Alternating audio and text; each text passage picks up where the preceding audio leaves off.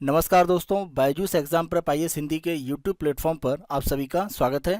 आज हम आपके सामने 21 अप्रैल 2023 के दैनिक क्विज प्रस्तुत कर रहे हैं, जिसमें द हिंदू, इंडियन एक्सप्रेस तथा पीआईबी के प्रमुख समाचारों को आधार बनाकर प्रारंभिक परीक्षा के प्रश्न आपको अभ्यास के लिए दिए जाएंगे। साथ साथ विगत वर्षों में यूपीएससी के द्वारा प्रारंभिक परीक्षा में पूछे गए प्रश्न हम आपको अभ्यास के लिए देंगे और अंत में आज के किसी प्रमुख तथ्य की हम चर्चा करेंगे। आज के सत्र को हम प्रारंभ करें इससे पहले आप सभी अभ्यर्थियों के लिए दो महत्वपूर्ण सूचनाएं हैं। सबसे पहली महत्वपूर्ण सूचना टारगेट प्रीलिम्स 2023 के हमारे क्रैश कोर्स के संदर्भ में है, जिसके लिए अब 3 दिन बचे हुए हैं, यानी आगामी 24 अप्रैल से ये प्रारंभ होने जा रहा है। इस क्रैश कोर्स के माध्यम से 24 अप्रैल 2023 से लेकर 15 मई 2023 के बीच में हम पिछले एक वर्ष के अंदर आप कह सकते हैं कि जो भी अलग अलग समसामयिकी के प्रमुख समाचार होंगे उनको यूपीएससी की परीक्षा के लिए किस रूप में तैयार करना है, उसमें प्रश्न किस रूप में हो सकते हैं, उनकी हम विस्तृत रूप में चर्चा करेंगे। और ये शेड्यूल एक तरह से आप इसे याद कर लें या कहीं पर इसको सेव करके रख लें।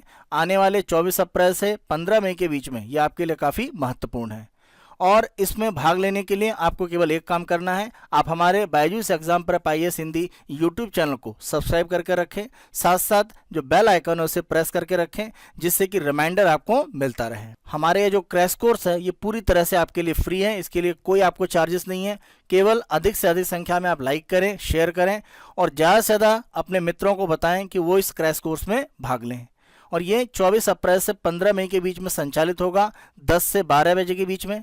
और आप देखें 12 बजे ही हमारा एक तरह से जो दैनिक समाचार विश्लेषण है द हिंदू का वो प्रसारित होता है। और यही कारण है कि 24 अप्रैल से 15 मई के बीच में हमारा द हिंदू का जो समाचार पत्र विश्लेषण है वो 1 बजे से 2 बजे के बीच में प्रसारित होगा। यानी आप हमारे क्रैश कोर्स में भाग लें और उसके बाद कुछ समय विश्राम करके फिर हमारे द हिंदू के समाचार पत्र के विश्लेषण के संदर्भ में जो लाइव क्लास है उसमें अवश्य भाग लें।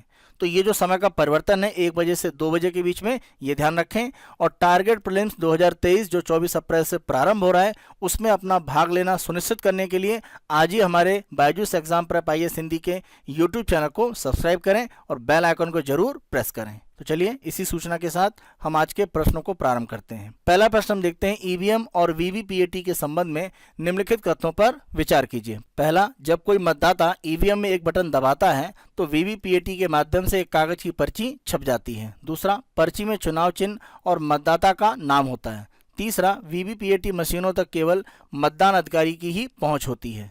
देखिए, ईवीएम की अगर हम बात करें तो इलेक्ट्रॉनिक वोटिंग मशीन है, इसी के साथ साथ आप देखें वीवीपीएटी होता है, यानी voter verification paper audit trail. इसके माध्यम से जब आप ईवीएम में बटन प्रेस करते हैं तो एक पर्ची निकलती है और वो पर्ची आप देखें तो 7 सेकंड तक आपको दिखाई देती है। एक ट्रांसपेरेंट बॉक्स में अगर हम देखें तो वीवीपीएटी की मशीन रखी होती है और 7 सेकंड के बाद उसमें से जो पर्ची है वो नीचे कह सकते हैं एक तरह से गिर जाती है और उसे इकट्ठा करके आगे एक वेरिफिकेशन के लिए रखा जाता है। तो अगर हम इस पर्ची की बात करें तो ये एक तरह से ईवीएम के माध्यम से जो मतदान किया गया है उसकी वैधता को एक तरह से सिद्ध करता है। तो यहाँ पर पहला कथन बिल्कुल सत्य है। दूसरा, पर्ची में चुनाव चिन्ह और मतदाता का नाम होता है। देखिए, चुनाव चिन्ह तो होता है, सीरियल नंबर भी होता है, लेकिन मतदाता का नाम नहीं होता है। जो भी एक तरह से वहाँ पर कैंडिडेट है, जो भी वहाँ पर उम्मीदवार खड़े हैं जिसको आपने मत दिया है और उसका जो चुनाव चिन्ह है वो पर्ची में प्रमुख रूप से रहता है, न कि मतदाता का नाम। तो दूसरा कथन गलत है। तीसरा कथन भी यहाँ पर सत्य है, क्योंकि जो वीवीपीएटी मशीन होती है केवल मतदान अधिकारी उनको एक तरह से एक्सेस कर सकते हैं, जो भी मतदान करने वाला व्यक्ति है, वोटर है, उसके एक्सेस में नहीं होता है। तो तीसरा कथन यहाँ पर सत्य है। 1 और 3 सत्य है, केवल एक कथन गलत है, इसीलिए हमारा उत्तर हो जाता है ए, केवल एक कथन गलत है। प्रश्न का आधार प्रमुख रूप से यह है कि 2024 के आम चुनाव की जो तैयारी की जा रही है चुनाव आयोग की तरफ से, उसी कड़ी में चुनाव आयोग का कहना है कि 2.2 लाख जो वीवीपीएटी मशीन है उनके जो सर्किट बोर्ड हैं उनको एक तरह से रिप्लेस किया जाएगा। दूसरा प्रश्न हम देखते हैं, नई अंतरिक्ष नीति 2023 के संबंध में निम्नलिखित कथनों पर विचार करें। इस नीति के संदर्भ में अलग अलग कथनों पर हम विचार करें, इससे पहले इस नीति के जो प्रमुख बिंदु हैं उनको हम देख लेते हैं। तो इस नीति के माध्यम से आप देखें जो सरकार ने 6 अप्रैल को प्रमुख रूप से कैबिनेट में मंजूरी दी है, इसका उद्देश्य यह है कि भारत में अंतरिक्ष के जो कार्यक्रम हैं उनमें स्थितियों को और बेहतर किया जाए। आप देखें निजी संस्थाएं इसमें भाग ले सकती हैं, इसकी अनुमति सरकार पहले ही दे चुकी है। तो यहाँ पर एक तरह से इसरो का प्रमुख रूप से जो काम है वो एक तरह से किया जा रहा है कोशिश कि जो मैन्युफैक्चरिंग है, जो वो विनिर्माण करता है, उसकी जगह पर रिसर्च और डेवलपमेंट, अनुसंधान और विकास की ओर ज़्यादा वो काम कर पाए। प्रमुख रूप से इस नीति का एक ये उद्देश्य है। साथ साथ अगर निजी संस्थाओं की बात करें और जो सरकारी संस्थाओं की बात है, उनके बीच में एक तरह से जो आपस में संपर्क है वो और ज़्यादा बढ़ाया जाए। यहाँ पर आप ध्यान रखें, जो प्राइवेट कंपनियां अंतरिक्ष क्षेत्र में काम करेंगी उनको नॉन गवर्नमेंटल एंटिटीज कहा जाएगा। इन संस्थाओं की तरफ से सैटेलाइट का लॉन्च करना, उसे ऑपरेट करना, रॉकेट का डेवलप, साथ साथ अगर हम ग्राउंड स्टेशन की बात करें, स्पेस जो पोर्ट है या मोबाइल लॉन्च प्लेटफॉर्म है उनको बनाना, साथ साथ कम्युनिकेशन, रिमोट सेंसिंग, नेविगेशन और साथ साथ राष्ट्रीय और अंतर्राष्ट्रीय स्तर पर इस तरह की सुविधाएं देने के लिए निजी संस्थाओं को मौका दिया जाएगा। इसी के साथ साथ निजी संस्थाओं को मौका दिया जाएगा कि ऐसे तंत्र वो बनाएं जिससे कि अंतरिक्ष में ऑब्जेक्ट को ट्रैक किया जा सके और जो भी एक तरह से संभावित आपस में टक्कर है उसको रोका जा सके। तो इसके संदर्भ में भी प्रमुख रूप से जो निजी संस्थाएं वो काम कर पाएंगी। इस नीति के अनुसार अगर हम Indian National Space Promotion and Authorization Centre यानी इन स्पेस की बात करें तो ये सिंगल विंडो एजेंसी होगी जो हर प्रकार की अंतरिक्ष गतिविधियों के लिए प्रमुख रूप से एक तरह से मंजूरी देगी। यानी इस संस्था को एक तरह से उत्तरदायी सिंगल विंडो क्लियरेंस बता दिया गया है जो भी अंतरिक्ष गतिविधियां भारत में की जाएंगी। और इसरो का जो काम है वो प्रमुख रूप से अनुसंधान और विकास के ऊपर रहेगा और जो भी एक तरह से अलग अलग रूटीन गतिविधियां हैं अंतरिक्ष क्षेत्र में वहां से इसरो धीरे धीरे अपने आप को अलग करेगा। और न्यू स्पेस इंडिया जो लिमिटेड है वो इस तरह के जो कमर्शियल काम है उनमें प्रमुख रूप से इसरो का स्थान लेगा। तो ये नई स्पेस नीति में सरकार के द्वारा घोषणा की गई है। अब अगर हम अपने कथनों को देखें, पहला, इन स्पेस इसरो और गैर सरकारी संस्थाओं के बीच इंटरफेस होगा, तो पहला कथन सत्य है। दूसरा, इसरो के मिशनों के परिचालन भाग को न्यू स्पेस इंडिया लिमिटेड में स्थानांतरित कर दिया जाएगा, सही है, क्योंकि इसरो अब अनुसंधान विकास पर ज़्यादा ध्यान देगा। युवा प्रतिभाओं के बीच अंतरिक्ष अनुसंधान को प्रोत्साहित करने और पोषित करने के लिए इसरो ने अपनी बेंगलुरु सुविधा में संवाद नामक छात्र आउटरीच कार्यक्रम शुरू किया है। तो ये कार्यक्रम इसरो के द्वारा शुरू करके युवाओं के बीच में अंतरिक्ष के संदर्भ में जो स्थितियां हैं, जो उसकी जानकारी है, उसको बढ़ाने का प्रमुख रूप से प्रयास है। तो तीसरा कथन भी सत्य है। यहाँ पर तीनों कथन सत्य हैं, इसीलिए हमारा उत्तर हो जाता है डी, उपयुक्त सभी। तीसरा प्रश्न हम देखते हैं, बौद्ध धर्म के संबंध में निम्नलिखित कथनों पर विचार कीजिए। पहला, लगातार 59 दिनों के ध्यान के बाद गौतम ने बिहार के गांव बोध गया में एक पीपल के वृक्ष के नीचे बौद्धीय ज्ञान प्राप्त किया।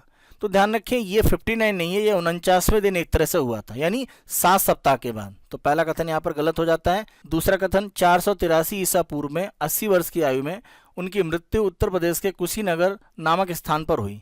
इसी घटना को महापरिनिब्बन के नाम से जाना जाता है। तो दूसरा कथन सत्य है, ये कुशीनगर में घटना हुई थी अगर हम भगवान गौतम बुद्ध की मृत्यु के संदर्भ में बात करें। तीसरा, बुद्ध की शिक्षा मौखिक और लिखित थी। ध्यान रखें, भगवान बुद्ध के द्वारा जो प्रमुख शिक्षाएं दी गई थी वो मौखिक रूप में थी और उनके एक तरह से शरीर त्यागने के काफी लंबे समय के बाद उसको लिखित रूप में एक तरह से आगे बढ़ाया गया। तो ये कहना कि मौखिक और लिखित दोनों साथ साथ थी, ऐसा नहीं है, लिखित इसको बाद में किया गया, इसीलिए तीसरा कथन यहाँ पर असत्य है।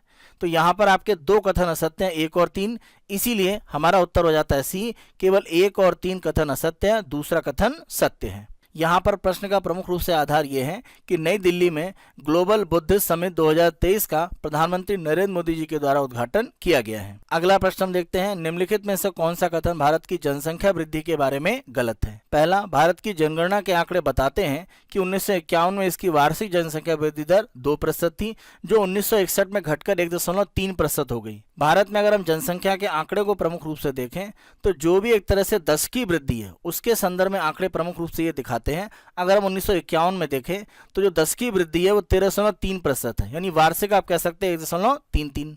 लेकिन 1961 में आप देखें ये बढ़कर 21.6 हुई है और 1971 में ये 24.8 हुई है, यानी 1951 के बाद 61 और 71 में ये लगातार बढ़ी है, ये गिरी नहीं है। उसके बाद आप देखें गिरावट की स्थिति लगातार बनी है। तो यहाँ पर जो पहला कथन है वो गलत हो जाता है कि 1951 में 2% थी और 61 में घटकर 1.3 हुई, ऐसा नहीं है।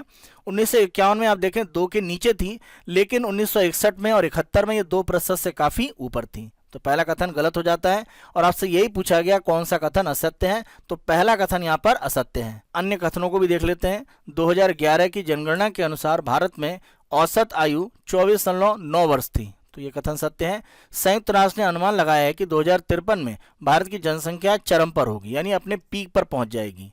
2001-2011 के दौरान जैन, बौद्ध, सिख और ईसाइयों की जनसंख्या वृद्धि दर में भारी गिरावट देखी गई। तो यहाँ पर आप देखेंगे ये कथन सत्य है, केवल पहला कथन आपका असत्य है, इसीलिए हमारा उत्तर हो जाता है ए। दैनिक क्विज के दूसरे भाग में हम यूपीएससी के द्वारा विगत वर्षों में पूछे गए प्रारंभिक परीक्षा के प्रश्न आपको अभ्यास के लिए देते हैं। आज 2021 की प्रारंभिक परीक्षा का प्रश्न हमने आपको अभ्यास के लिए दिया है। प्रश्न को देखते हैं। गुप्त वंश के पतन से लेकर आरंभिक 7वीं शताब्दी में हर्षवर्धन के उत्थान तक उत्तर भारत में निम्नलिखित में से किन राज्यों का शासन था? देखिए, प्रमुख रूप से अगर हम यहाँ पर मगध के गुप्त, मालवा के परमार, थानेसर के पुष्यभूति, साथ साथ कन्नौज के मौखरी, देवगिरी के यादव और वल्लभी के मैत्रक की बात करें तो इसमें देवगिरी के जो यादव एक तरह से साम्राज्य थे, साथ साथ अगर हम मालवा में परमार साम्राज्य की बात करें तो ये दोनों ही एक तरह से मध्यकालीन है। गुप्त वंश के पतन और हर्षवर्धन के उत्थान के बीच का जो समय है उसमें एक तरह से मालवा के परमार और देवगिरी के यादव नहीं थे, क्योंकि ये आगे चलकर मध्यकालीन एक तरह से भारत में प्रमुख रूप से अस्तित्व में आए थे। तो 2 और एक तरह से 5 यहाँ पर शामिल नहीं होंगे। तो जहाँ भी एक तरह से आपको 2 और 5 दिखता है हम उसे एक तरह से अलग कर सकते हैं। तो हमारा उत्तर हो जाता है बी, 1, 3, 4, 6। दैनिक क्विज के तीसरे और अंतिम भाग में हम आज के महत्वपूर्ण तथ्य की चर्चा करते हैं और आज का हमारा तथ्य है पहली जल निकाय गणना, यानी भारत में जो वाटर बॉडीज हैं उनके संदर्भ में गणना की गई है। जल निकाय के संदर्भ में जो पहली गणना है उसके जो आंकड़े हैं वो जल शक्ति मंत्रालय के द्वारा जारी किए गए हैं। कुछ महत्वपूर्ण एक तरह से आंकड़े यहाँ पर आपको ध्यान देने हैं। तो अगर हम भारत में कुल मिलाकर जो भी एक तरह से वाटर बॉडीज हैं उनको अगर हम देखें तो जो भी एक तरह से वाटर बॉडी है उनमें प्रमुख रूप से परिभाषा क्या दी गई है। तो जब भी हम कोई जल निकाय की बात करते हैं इसका मतलब है कि वो प्राकृतिक या मानव निर्मित होना चाहिए, चारों तरफ से उसमें एक तरह से सीमा बनी होनी चाहिए। वो प्राकृतिक रूप में हो सकता है या मानव के द्वारा एक तरह से सीमेंट या अन्य रूप में उसे चारों तरफ से बंद किया गया हो। जहाँ पर पानी एक तरह से इकट्ठा हो, वो चाहे सिंचाई के लिए हो या अन्य प्रकार का उपयोग, वो चाहे उद्योग के लिए हो, मछली पकड़ने के लिए, घरों में उपयोग होता है या पेयजल के लिए, या किसी तरह का मान लीजिए वाटर पार्क में उपयोग होता है, कोई धार्मिक रूप में, या कहीं पर मान लीजिए कि भूजल को एक तरह से रिचार्ज करने के लिए, कोई भी एक तरह से कार्य में उपयोग किया जा रहा है वो सब वाटर बॉडी में आ जाते हैं। रिपोर्ट में यह कहा गया है कि सबसे ज़्यादा वाटर बॉडीज पश्चिम बंगाल राज्य में है।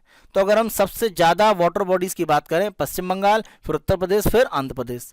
पश्चिम बंगाल में आप देखें 7 लाख से ज़्यादा एक तरह से वाटर बॉडीज या जल निकाय हैं। सबसे कम अगर हम वाटर बॉडीज की बात करें तो सिक्किम में है, उसके बाद चंडीगढ़, फिर दिल्ली, फिर अरुणाचल प्रदेश। अगर हम उन वाटर बॉडीज की बात करते हैं वो जल निकाय जो एनक्रोचमेंट, यानी मान लीजिए कि आपने शहर का विस्तार किया या मकान बनाने की प्रक्रिया है या रियल एस्टेट का डेवलपमेंट हो रहा है, तो ऐसी स्थिति में बहुत सारी जल राशियों को एक तरह से समाप्त किया गया, उनको एक तरह से ढककर या उनको कह सकते हैं कि सुखाकर उपयोग किया गया। तो इस तरह का जो एनक्रोचमेंट है, अतिक्रमण, अगर हम देखें तो सबसे ज़्यादा जो नुकसान हुआ है इस तरह के वाटर बॉडीज़ का वो उत्तर प्रदेश में है 15,301, फिर तमिलनाडु, फिर आंध्र प्रदेश में। इस गणना में जो कुल मिलाकर जल निकाय हैं भारत में 24,24,540। इसमें अगर हम प्रमुख रूप से देखें तो लगभग 97.1% ग्रामीण क्षेत्र में है और केवल 2.9% आप देखें शहरी क्षेत्र में है। तो आप समझ सकते हैं कि भारत में जल निकाय के संदर्भ में प्रमुख रूप से जो हमारे ग्रामीण क्षेत्र हैं वो ज़्यादा संपन्न है। जब हम वाटर बॉडी की बात करते हैं तो कोई टैंक हो सकता है, कोई रिजर्वायर हो सकता है, यानी कोई भी एक तरह से जल संरक्षित करने या जल इकट्ठा करने का कोई भी झील हो सकती है, कोई तालाब हो सकता है, या किसी भी तरह के आपके जो बंद बने होते हैं वो भी हो सकते हैं। इसी के साथ साथ देखें अगर बर्फ के पिघलने से कोई पानी इकट्ठा होता है, कोई धारा बनती है या किसी तरह का झरना बनता है, या वर्षा होने से कहीं पर पानी इकट्ठा होता है, या रेसिडेंशियल या रिहायशी क्षेत्र से किसी भी तरह से पानी आकर कहीं इकट्ठा होता है, या किसी धारा को मान लीजिए मोड़कर पानी कहीं इकट्ठा किया गया है, तो वो सब भी एक तरह से वाटर बॉडी में काउंट किए जाते हैं। ध्यान रखें जो पहला वाटर बॉडी का गणना किया गया है ये भारत में जो 6वीं माइनर इरिगेशन सेंसस हो रहा है 2017-18 का, उसी के साथ प्रमुख रूप से किया गया है। यहाँ पर आप ध्यान रखें सबसे महत्वपूर्ण आंकड़ों में यहाँ पर एक आंकड़ा है कि जितनी भी हमारे यहाँ वाटर बॉडीज हैं उसमें आप देखें सबसे बड़ा आंकड़ा वाटर बॉडीज में पौंड या तालाब के लिए है, यानी ये आंकड़ा आपका कितना है 59.5%। दूसरे स्थान पर आप देखें टैंक या जो भी एक तरह से मानव निर्मित अलग अलग प्रकार के तालाब बनाए गए उनकी अगर हम बात करें ये 15.7% है। उसके बाद जो भी रिजर्वायर हैं जैसे मान लीजिए किसी बांध के पीछे पानी इकट्ठा होता है वो आपका एक तरह से टैंक के बाद आप देखें तीसरे स्थान पर आ जाता है। चौथे स्थान पर आप देखें वाटर कंजर्वेशन के जो भी एक तरह से परियोजना या चेक डैम बनाए गए हैं वो चौथे नंबर पर है, और 5वें नंबर पर आप देखें यहाँ पर आ जाती हैं झील। तो ये क्रम आपको ध्यान रखना है कि सबसे ज्यादा जल निकाय में भारत में नंबर 1 पर आ जाते हैं पॉन्ड या तालाब, उसके बाद टैंक आते हैं। इसी के साथ साथ ध्यान रखें, पश्चिम बंगाल में अगर हम तालाब की बात करें या रिजर्वायर की बात करें, यानी किसी भी तरह के बांध के पीछे जो पानी इकट्ठा है, सबसे ज्यादा इस तरह के जल निकाय पश्चिम बंगाल में है। अगर हम बात करते हैं आंध्र प्रदेश में, तो सबसे ज्यादा टैंक की संख्या आंध्र प्रदेश में है। तमिलनाडु में अगर हम देखें तो सबसे ज्यादा झीलों की संख्या है।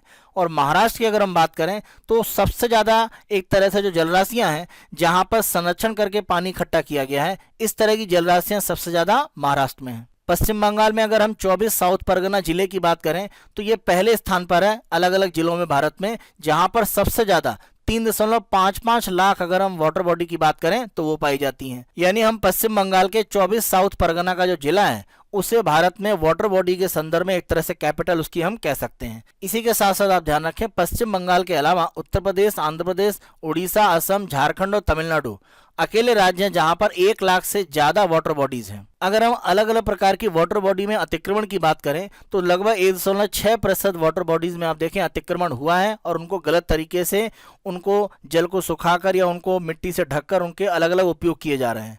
तो इस तरह के जल निकायों को समाप्त किया गया है। ये 1.6% है कुल वाटर बॉडी का।